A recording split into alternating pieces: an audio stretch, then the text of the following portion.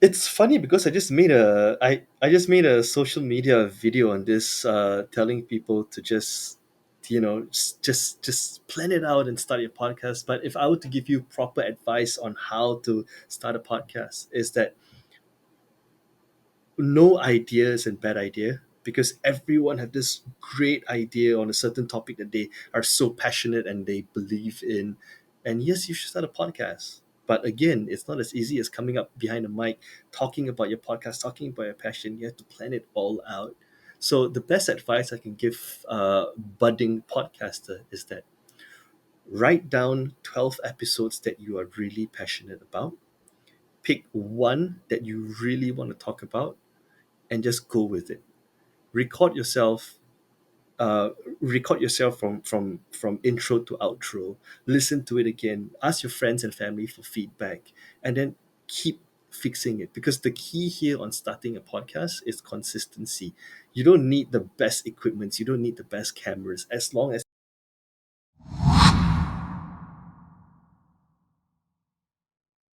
Welcome to another episode of That Podcast is Jane. This podcast is insightful conversation with the people at the top of their game and deconstruct them to find the tools and tactics and tricks to help you achieve your dream goal as a podcast producer. My guest today is Kelvin Tay, the founder of Renegade Radio Malaysia, a podcast network dedicated to producing the best work that Malaysia has to offer. Founded in 2018, Renegade Radio hosts a variety of shows from literary review podcast to video game discussion, bringing together exciting melting pot of Malaysian perspective to the podcast scene. Please welcome to the show, Kelvin Tay. Hi, Kelvin. How are you? Ooh, thank you for that introduction, Miko. I am doing well. What about you? Yeah, good, good. So, my first question to you, Kelvin, when starting a new podcast, what are the key factors a manager should consider to set the show up for success? Oh, that's a fantastic question. When it comes to starting a podcast, I feel like the first and most important thing is you need to have a battle plan. You know how whenever people start a business, they always have a business plan. You have your mission, your vision, your target avatar, and at least the direction of where you want to bring your business to. I feel like the same has to be done for a podcast. As much as if you want to start this as a hobby or if you want to start this as a business, you definitely need to have a podcasting battle plan. What we call it here is a podcast battle plan, with what kind of topics you want to talk about. Do you want to do this solo? Do you want to do this with a co-host? Is this going to be a candid conversation style podcast, or is this going to be a storytelling narrative? And the list goes on and on and on, right? Just speaking from experience, I feel like I have seen so many people who came up to me as like, "Hey, Kel, I want to start a podcast," and I was like, "Yeah, great. What's your plan?" And they're like, "Yeah, I just want to start a podcast." Okay, fine. What's your podcast about? About this and that. I want to talk about this and that. Compared to those who actually come to me with a full on plan. It's like, here's my vision, here's my mission. This is where I want to bring my podcast to. These are the people I want to talk to, etc., etc. So, a successful podcast, to answer you, you need to have at least a basic battle plan of where this podcast should go. So you're saying you have to have a concrete plan before you start a podcast. It's just not just record it and then forget. Yeah, exactly, right. I think prior to this interview itself, we had a discovery call last week, and I told you, right? Yeah, it's not hard starting a podcast. You can get a mic, you can get a camera, you can speak behind the mic, and then what? Yeah, great. I agree for that. So you are a podcast producer and I said founder of this Malaysian podcast network. How do you start being a podcast manager, podcast producer? Is that how did you start on into the podcasting scene? Oh, that's. I mean, I've mentioned this a couple of times in prior interviews as well. I started into this journey about 5 6 years ago, back in 2018, and back then in Malaysia there was basically no. there wasn't a podcasting landscape at all. It was a barren land, and the amount of podcasters out there you can literally just count with like one hand in Malaysia specifically. And I've been a fan of podcasting way before that during my uni days. This was about easily 8 9 years ago. So how I became a founder of a podcast network, that was your question, right? Is about 5 years ago. Uh, I was coming home from a family trip. I'm based in Kuala Lumpur, so I was coming up from Johor Bahru. That is about a 4 hours drive. It's a city down south. I came back. There was nothing else to do, so I was listening to a podcast the entire journey, and I was thinking like an idea hit me, and I was like, there is basically no podcasting scene here in Malaysia. What if I were to start one of my own? And I went home, did a bit of research. Really, again, you can count the amount of podcasters here in Malaysia with one hand. And I reached out to a friend and said, "Hey, bro, would you like to start a podcast?" And we start doing our research, scripted our first episode, recorded our first episode. And I remember that podcast was called the Seram Podcast. And Seram is scary or spooky in Malay, and we started our very first horror podcast. It was terrible. It was something that I'm really proud of back then, but looking back in hindsight, it's a very basic, simple, unpolished podcast.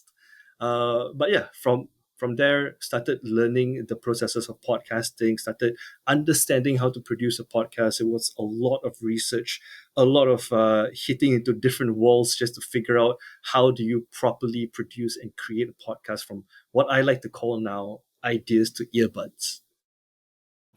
So, in relation with that, producing production of podcasts, when you starting out, just like me as a podcast producer and producing different podcasts for different people as a client, when when you starting producing your original podcast for your network, as a podcast producer, as a podcast manager, what do you think are the biggest challenges facing your podcast production today?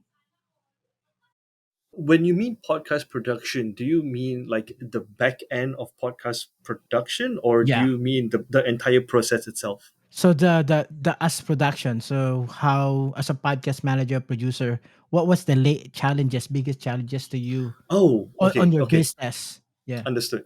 I would say when it comes to production, I'm speaking exclusively from the point of view as a Malaysian podcast producer and as a Malaysian podcaster. Right now, I would say the biggest challenge is adapting the podcast into video format itself, because the podcasting scene here in Malaysia has pivoted into more of a vodcast point of view than what we traditionally know as what podcast is, which is purely audio, purely narrative. I mean, it's a form of digital radio where you can just listen to it anytime, anywhere, right? But right now, the scene has, I would say, 99% adapted into video. If you have a podcast, you must have video. And if you talk to people about podcasting here in Malaysia, the first thing they'll think about is, where can I find it on YouTube compared to where can I find it on Spotify or Apple Podcasts, Google Podcasts. So the biggest obstacle for us when we really want to puncture through the Malaysian market is we have to relearn how do we produce a podcast with video and audio in mind. So you're saying some of the podcaster now, it's more into video instead of audio. Do you think this is gonna be a trend now in the future? When they say podcast, it should be like in video instead of audio. It's I mean, I feel like it's a double-edged sword, right? But just looking at how technology has evolved, specifically technology in podcast has evolved. When you create a podcast, you create it with the intention to gain audience. You create it with the intention to have followers, right? You definitely want to build to grow. And I don't know if it's a fortunate thing or a unfortunate thing. in order for us to grow in today's day and age, we definitely have to leverage and utilize social media. And some of the biggest social media tool that I can name immediately, it's that TikTok and Instagram, right? And for you to really target the audiences you want, or just have that exposure for your podcast, you definitely have to have what people call micro content. And we tried both video and audio micro content, which is like a capsule content of a 60-second view, or like a 60-second highlight of your podcast in video, and a 60-second capsule highlight of your podcast in audiogram. Lo and behold, the video one works a lot better, right? I mean, I don't have the data right now. I have to pull up my phone to check the data, but just looking at how the audience that we've gotten from our own internal shows and also our client shows, video, it's definitely the way forward in Malaysia. Okay, that's interesting. Because YouTube is now doing a RSS feed as well on their YouTube, trying Yep. to engage with the podcast. So the Renegade Radio, how many show that you have consist on this network? Do you see the sign back there? Oh yeah, yeah, yeah, Hold on, hold yeah. on. These are some of the shows that we have created. Okay. It's Epic Arcade, Two Booknets Talking, Cultivating the Masses, Podcast Sessions Malaysia, Lone Passage, Guitar Podcast, a Mandarin podcast called Ching Chun Pausian, and then there is Mamas Here, and so many other clients or internal shows that we create as well. Altogether, I would say we have about 12 shows, 12 shows that we are working on concurrently in-house, and a number of shows that we are helping our clients to create as well. That's amazing. Okay, that's amazing. Can you share a success story or accomplishment that you are particularly proud of in your career as a podcast producer production? Okay, you have to understand, I did not come from a production background. Everything that I've learned today, it's through the school of hard knocks, and you know so many hours of going into like obstacles after obstacles. I'm from an entrepreneurship finance background, right? And I know nothing about production when I first started. So one of the biggest success stories I can say is Asia Podcast Festival, creating. I was helping up with a Singaporean friend of mine. Her name is Raven, and she's the founder of Asia Podcast Festival. And one of our shows got nominated, which is the Mandarin show called Qing Chun Pao Xian.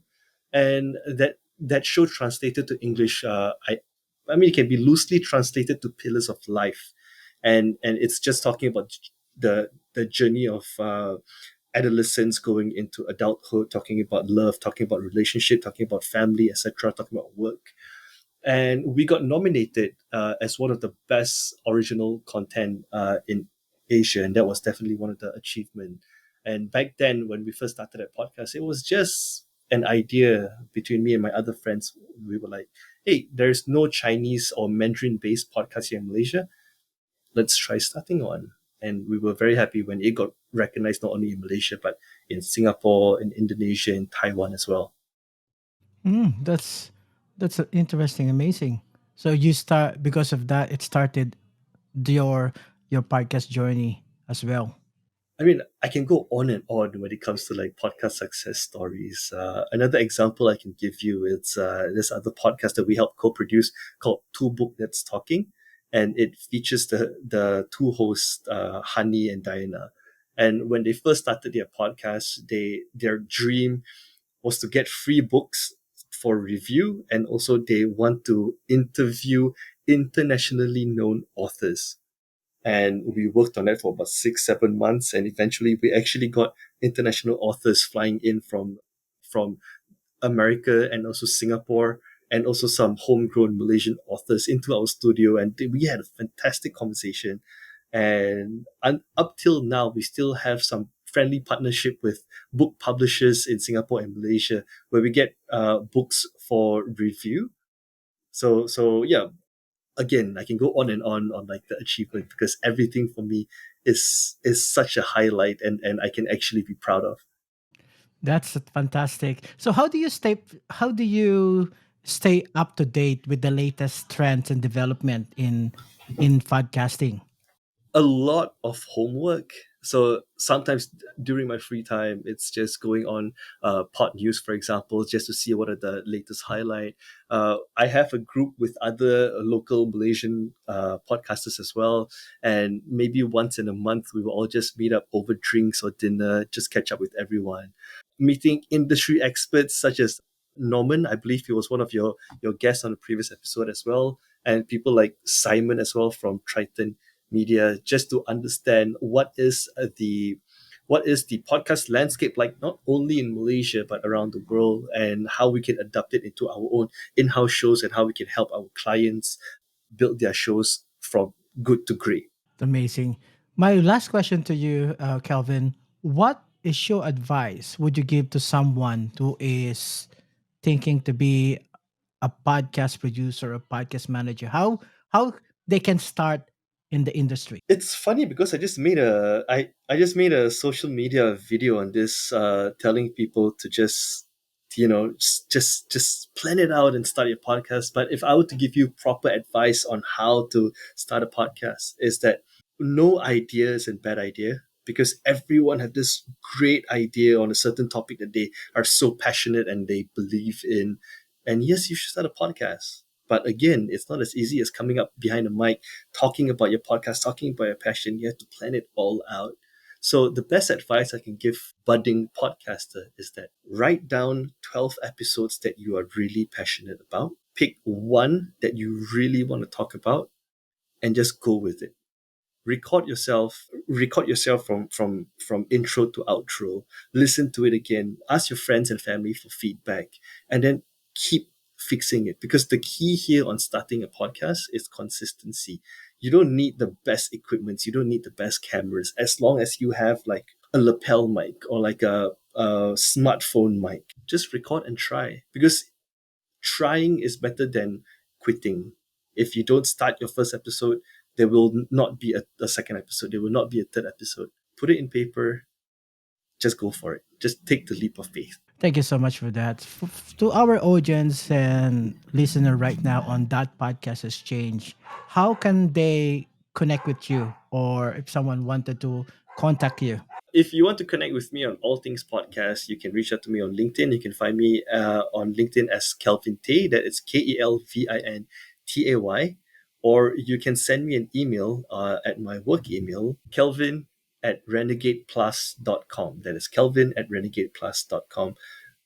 Kelvin, thank you so much for your time at the for our podcast. Thank you so much. Thank you for your time too. Thank you for this opportunity, Miko. Thank you so much. So that's Kelvin Tay, the founder of Renegade Radio Malaysia. See you again for another episode of That Podcast Exchange. This is Miko Santos. See ya.